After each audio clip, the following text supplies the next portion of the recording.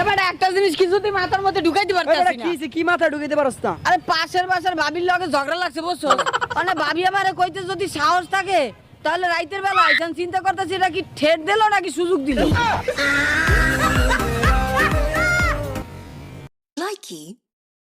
Likee জীবনে 3 ধরনের মানুষের সাথে কখনো তর্ক করবেন না। 1 নাম্বার মেয়ে মানুষ, 2 নাম্বার মহিলা মানুষ, 3 নাম্বার সেমরি মানুষ।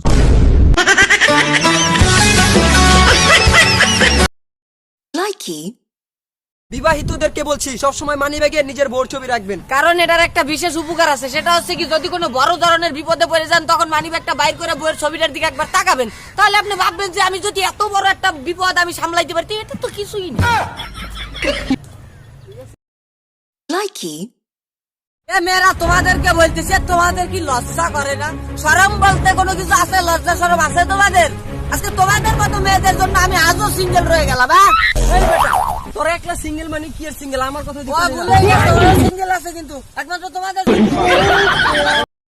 লাইকি কারবারটা দেখেছেন? ক্লাস 6 এর মাইয়া ফেসবুকে স্ট্যাটাস দেয় অতীত ভুলে যেতে চাই। কি বলবি রে বোন, তুই কি বলবি? যে ছোটবেলা বিছনায় মুতি এগুলো ভুলে যাচ্ছিস? লাইকি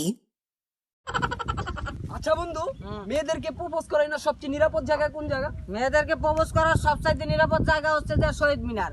শহীদ মিনার কে? কারণ ওই জায়গায় মেয়েদের পায়ে জোতা থাকে না। লাইকি আজ গরিব বলে তালি দিয়া মশা মারি। আবার লোকালি গুলি করি ভাই।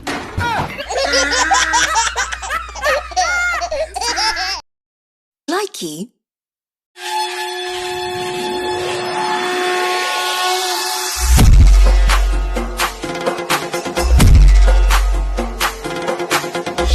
लाल चढ़ायो अच्छा गजमुख को तुम दिल लाल विराजे सुत गौरी।